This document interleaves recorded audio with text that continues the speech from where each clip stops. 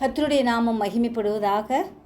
இந்த புதிய நாளின் தியானத்துக்காக எடுத்துக்கொண்ட வசனம் சங்கீதம் 128 2வது வசனம். உன் கைகளின் பிரயாசத்தை நீ சாப்பிடுவாய், உனக்கு பாக்கியமும் நன்மையும் உண்டாயிருக்கும். ஆம், பிரயாசத்தின் பலனை நமக்கு கட்டளையிடுகிற தேவன் நம்மோடே கூட இருக்கிறார்.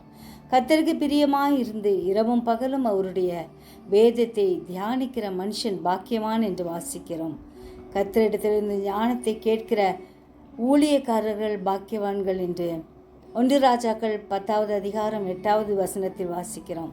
கர்த்தர் இஸ்ரவேலுக்காக மோசேக்கு கட்டளையிட்ட நியமங்களையும் நியாயங்களையும் செய்ய நாமும் கவனமாயிருந்தால் நாம் பாக்கியவான்கள் என்ற பெயரை பெறுவோம். கர்த்தரை தெய்வமாக கொண்ட நாம் பாக்கியவான்கள். ஆண்டவரை நம்புவோம், பாக்கியவான் பட்டியலில் இடம் பெறுவோம். கர்த்தர் நம்மை ஆசீர்வதிப்பார்.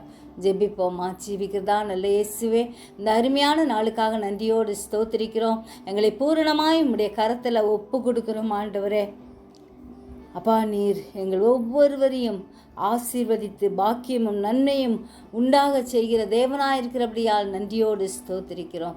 ஒவ்வொரு நாளும் உடைய அடிச்சுவடுகளை பின்பற்ற எங்களுக்கு வேண்டிய கிருபைகளை அதிகப்படுத்தும்படியாய் கெஞ்சுகிறோம்.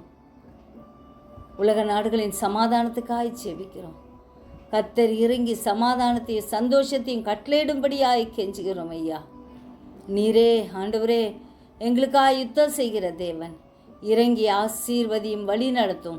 பலத்தின் மேல் பலன் தாரும். உடைய பலத்தை பெற்றுக்கொண்டு நாங்கள் முன்னேற கிருபை செய்யும். எல்லா சூழ்நிலைகளிலும் உண்மையே நம்ப கிருபை தாரும். உண்மையை இருக பற்றி கொண்டவர்களாய் முன்னேற அனுக்கிரகம் செய்யும். இயேசுவின் மூலம் ஜெபங்கேளும் பிதாவே, ஆமென்.